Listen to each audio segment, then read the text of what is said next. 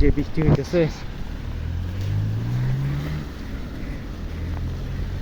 Cycle চালানোটাও risk.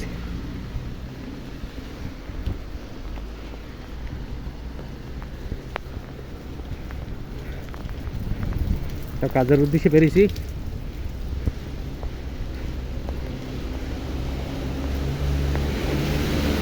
চিন্তা করলাম এই বৃষ্টি আর থামবে না, আমার সামনের কাজগুলি শেষ করতে হবে।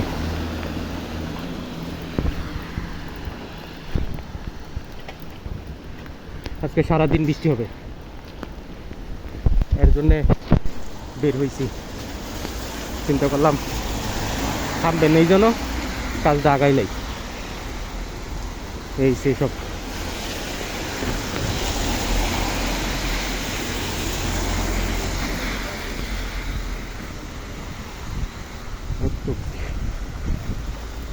আমি তো রেনকোট পরে বেরিয়েছি, না যে ভিজতে পারি।